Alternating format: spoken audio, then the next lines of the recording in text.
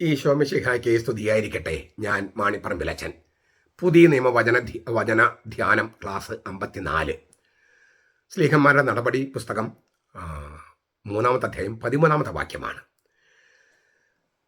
അബ്രഹാമിൻ്റെയും ഇസഹാക്കിൻ്റെയും യാക്കോബിൻ്റെയും ദൈവം, നമ്മുടെ പിതാക്കന്മാരുടെ ദൈവം, തൻ്റെ ദാസനായ യേശുവിനെ മഹത്വപ്പെടുത്തി. നിങ്ങൾ അവനെ ഏൽപ്പിച്ചു കൊടുക്കുകയും അവന് വിട്ടയക്കാൻ വിധിച്ച പീലാത്തോസിന് മുമ്പിൽ വെച്ച് നിങ്ങൾ അവനെ തള്ളിപ്പറയുകയും ചെയ്തു. നമ്മൾ ഈ പത്രോസിൻ്റെ ശ്ലൈഹിക കെരിഗ്മ എന്ന് പറയുന്ന ആ കെരിഗ്മയിലെ ഉത്ഥാന കെരിഗ്മ, അതേക്കുറിച്ചാണ് നമ്മൾ കഴിഞ്ഞ ക്ലാസ്സിൽ കണ്ടത്. ബ്രേക്കിംഗ് ന്യൂസ് എന്നൊക്കെ പറഞ്ഞ് നമ്മൾ കണ്ടത്. ശ്ലൈഹിക കെരിഗ്മയിൽ 6 ഭാഗങ്ങളുണ്ടെന്നും അതിൽ ഉത്ഥാനത്തിന് ഫോക്കസ് കൊടുക്കുമ്പോൾ അതിനെ ഉത്ഥാന കെരിഗ്മ എന്ന് പറയുമെന്നും, കെരിഗ്മ എന്ന് പറഞ്ഞാൽ രാജാവിൻ്റെ അറിയിപ്പാണ്, ഔദ്യോഗിക അറിയിപ്പാണെന്നൊക്കെ നമ്മൾ കഴിഞ്ഞ ക്ലാസ്സിൽ കണ്ടു. ആ അറിയിപ്പിൽ ഈ ഉത്ഥാന കെരിഗ്മയിൽ എന്താണ് പത്രോസ് പറയുന്നത്? അതാണ് 13-ാമത്തെ വാക്യം മാത്രം. സ്ലീഹന്മാർ നടപടി 3:13 മാത്രമാണ് നമ്മൾ ഇന്ന് ചർച്ച ചെയ്യുന്നത്.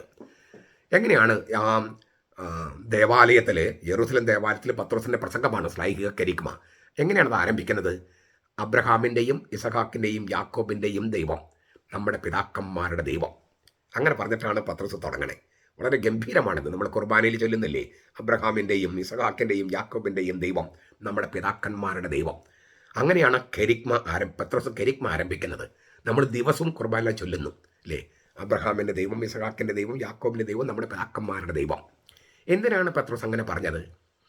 ഇങ്ങനെ നിന്റെ പിതാക്കന്മാരുടെ ദൈവമായ അബ്രഹാമിൻ്റെ ദൈവമായ യാക്കോബിൻ്റെ, ഇസഹാക്കിൻ്റെ പിതാവായ യാക്കോബിൻ്റെ ദൈവമായ ആ യാഹ്വയാണ് എന്ന് പറഞ്ഞുകൊണ്ടാണ് മോശയ്ക്ക് ഏകസത്യദൈവം വെളിപ്പെടുത്തിയത്. മോശയ്ക്ക് തന്നെ ദൈവം ആവിഷ്കരിച്ചത് നിന്റെ പിതാക്കന്മാരുടെ ദൈവം ഇല്ലേ, ഞാൻ തന്നെ എന്ന് പറഞ്ഞിട്ട് നിന്റെ പിതാക്കന്മാരുടെ ദൈവം, അബ്രഹാമിൻ്റെ ദൈവം, ഇസഹാക്കിൻ്റെ ദൈവം, യാക്കോബിൻ്റെ ദൈവം എന്നാണ് പറഞ്ഞത്. പുറപ്പാട് 3:6, 3:15.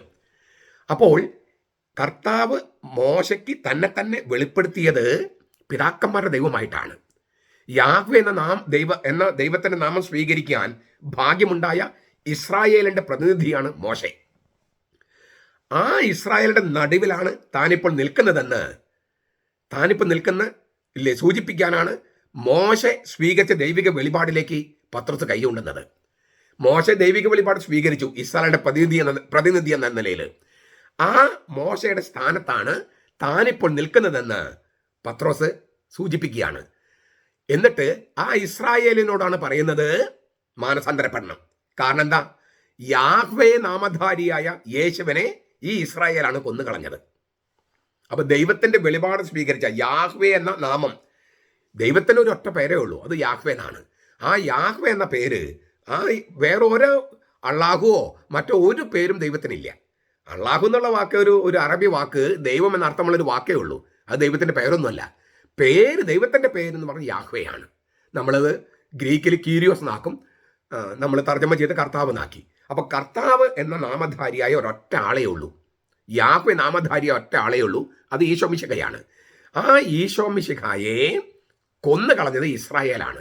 ആ ഇസ്രായേലിന്റെ നടുവിലാണ് പത്രോസ് നിൽക്കുന്നത്.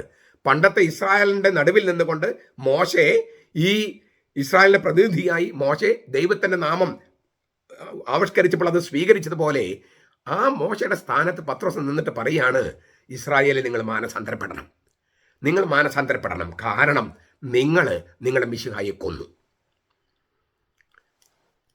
ഭയങ്കര ശക്തമായൊരു സന്ദേശമാണിത്. മാനസാന്തരപ്പെടണം, പശ്ചാത്തപിക്കണം, നിങ്ങൾ തെറ്റ് ചെയ്തു. അത് പരിശുദ്ധാത്മാവിനെ സ്വീകരിച്ച് കഴിയുമ്പോണ്ടാവുന്ന ഒരു വലിയ ശക്തിയാണത്.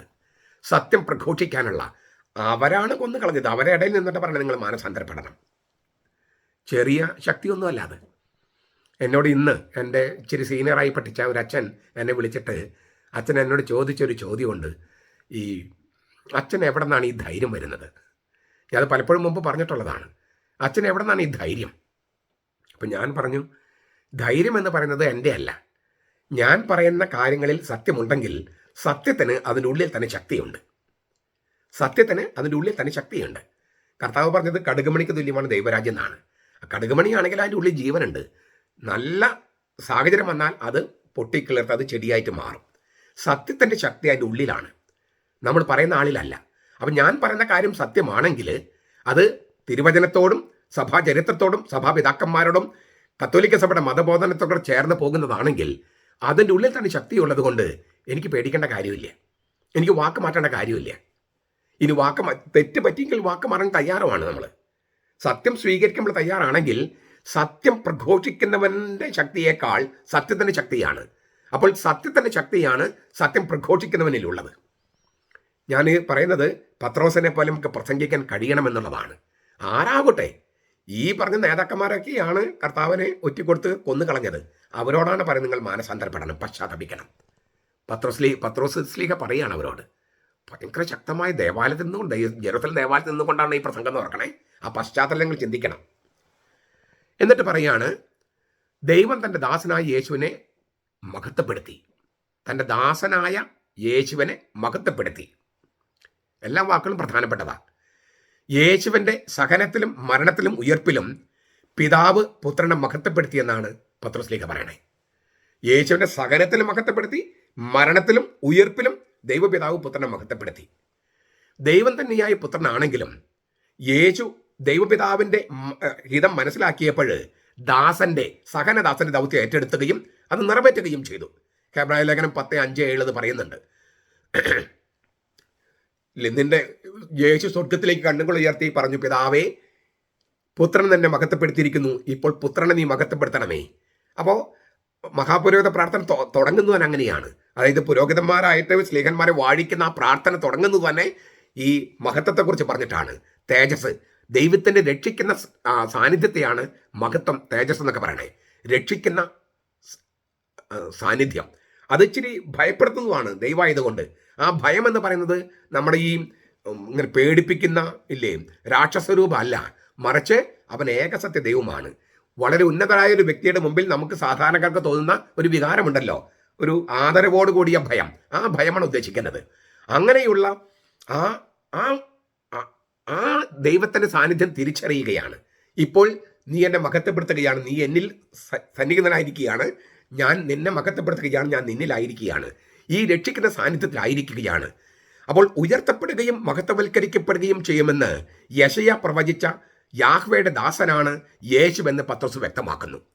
യാഹ്വേയുടെ ദാസനെക്കുറിച്ചുള്ള 4-ാം കീർത്തനമാണ് ഈ പത്രോസിന്റെ പ്രസംഗത്തിന്റെ മുഴുവൻ പശ്ചാത്തലം. യെശയ്യായുടെ പുസ്തകം 52:13 മുതൽ 53:12 വരെ 4-ാമത്തെ കീർത്തനം. അത് നമ്മളൊന്ന് കേട്ടാലും നമുക്ക് എളുപ്പം മനസ്സിലാകും. നമ്മൾ ധാരാളം കേട്ടിട്ടുള്ളതാണ്, നോമ്പുകാലമായതുകൊണ്ട് ഒന്നുകൂടി കേൾക്കാം. ഈ ജനങ്ങൾ തന്നെ തിരസ്കരിച്ചത് അംഗീകരിച്ചുകൊണ്ട് തന്നെ അവരുടെ പാപങ്ങൾക്ക് പരിഹാരമായി തൻ്റെ ജീവൻ ബലി കൊടുത്തതിനാൽ യാഹ്വേ തൻ്റെ ദാസനെ മഹത്വപ്പെടുത്തി എന്നാണ് ഈ കീർത്തനത്തിൽ യെശയ്യാ പറയുന്നത്.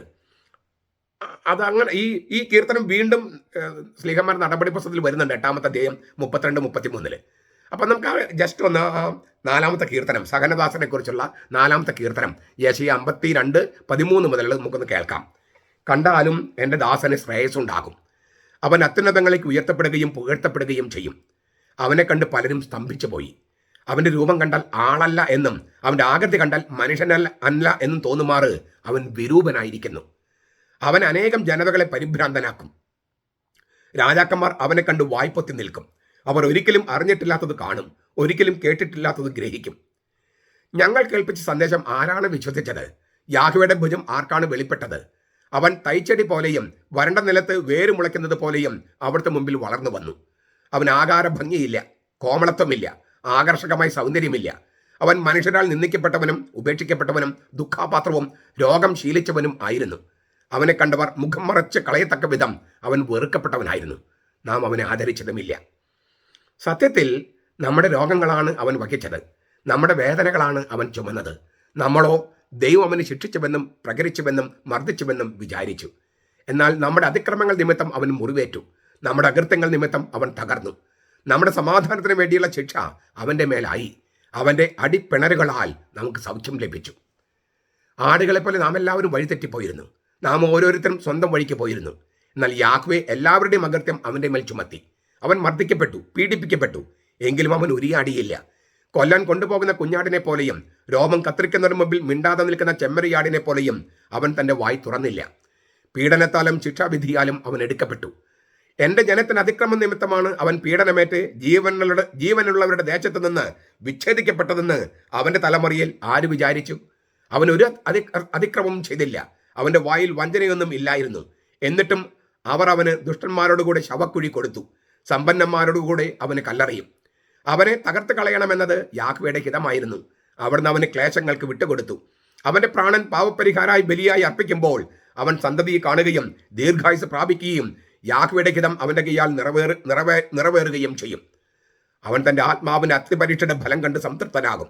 നീതിമാനായ എൻ്റെ ദാസൻ തന്റെ പരിജ്ഞാനം കൊണ്ട് പലരെയും നീതിമാന്മാരാക്കും. അവരുടെ അകൃത്യങ്ങളെ അവൻ വഹിക്കുകയും ചെയ്യും. അതുകൊണ്ട് ഞാൻ അവന് മഹാന്മാരുടെ ഓഹരി കൊടുക്കും. ബലവാന്മാരുടെ കൂടെ അവൻ കൊള്ള മുതൽ പങ്കിടും. അവൻ തന്റെ പ്രാണനെ മരണത്തിന് ഒഴുക്കിക്കളഞ്ഞു. അനേകർ പാപം വഹിച്ചും അതിക്രമം ചെയ്യുന്നവർക്ക് വേണ്ടി മധ്യത്വം വഹിച്ചും അക്രമങ്ങളോടുകൂടെ എണ്ണപ്പെടുകയും ചെയ്തു. ഇത് ഈ സകലദാസനെ കുറിച്ച് 4-ാമത്തെ കീർത്തനം. അതൊരു ശരിക്കൊരു പ്രവചനം പോലെയാണ്. എല്ലാം ഓരോ അക്ഷരവും യേശുവിൽ മാത്രം പൂർണ്ണമായും നിറവേറിയിരിക്കുന്നു. അതാണ് അവർ സംഭവിച്ചിരിക്കുന്നത്. അപ്പോൾ തൻ്റെ ദാസനെ മഹത്വപ്പെടുത്തി.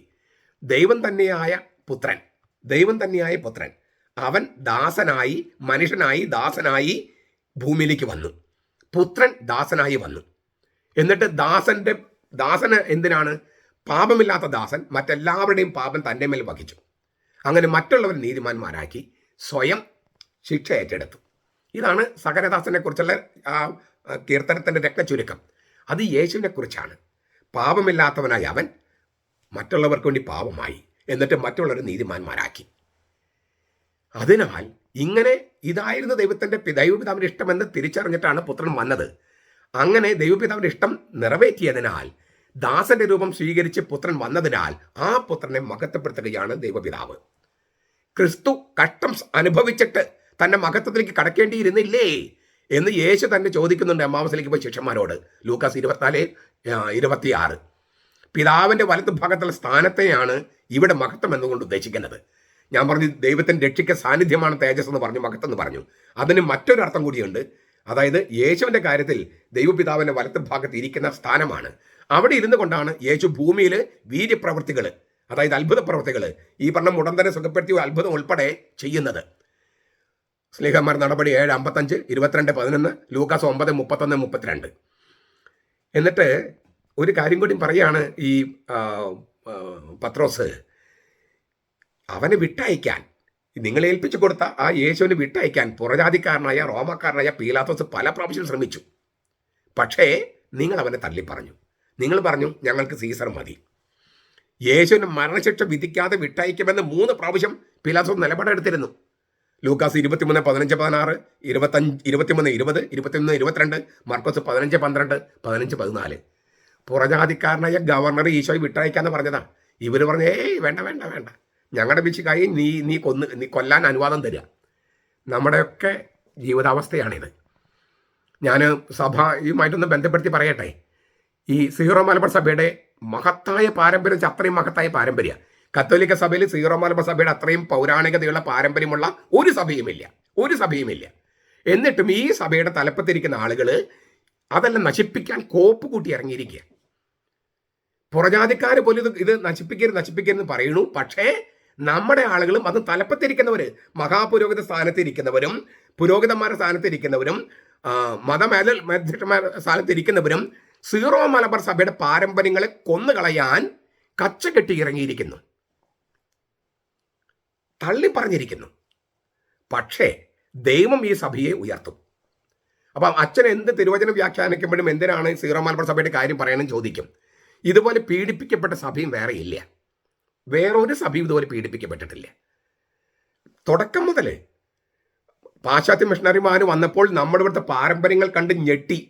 അവരുടെ നിന്ന് വ്യത്യസ്തമായ പാരമ്പര്യം, എന്നാൽ വളരെ പൗരാണികതം, അവരിൽ നിന്ന് വ്യത്യസ്തമായതെല്ലാം നെസ്റ്റോറിയനാണെന്ന് മുദ്രകുത്തി ഈ പാരമ്പര്യമെല്ലാം അട്ടിമറിച്ചു.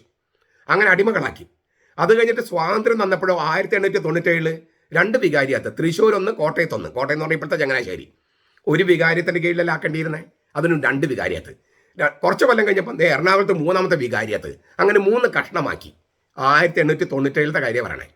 അന്ന് തൊട്ട് ഈ വിഭാഗ്യത നിൽക്കുകയാണ്. അപ്പം നമ്മുടെ കുറ്റം മാത്രമല്ല ഇപ്പോഴത്തെ വിഭാഗ്യത. എന്നാൽ അത് തിരിച്ചറിയാൻ മെത്രാന്മാർക്ക് കഴിയണ്ടേ? ഇങ്ങനെ ചില ശക്തികൾ നമ്മളെ ഭിന്നിപ്പിക്കാൻ നോക്കുന്നു, വിഭാഗീയത ഉണ്ടാക്കാൻ നോക്കുന്നു, ശീഷ്മ ഉണ്ടാക്കാൻ നോക്കുന്നു. നമ്മൾ ഒറ്റക്കെട്ടായി നിൽക്കണമെന്ന് വിചാരിക്കണ്ടേ? ഇല്ല. അതിന് പകരം ഈ പാരമ്പര്യങ്ങളെ തള്ളിപ്പറയാനും ഒറ്റിക്കൊടുക്കാനും കച്ച കെട്ടി ഇറങ്ങിയിരിക്കുക. പക്ഷേ അത് വിജയിക്കില്ല. കാരണം കർത്താവ് സ്ഥാപിച്ചതാണിത്.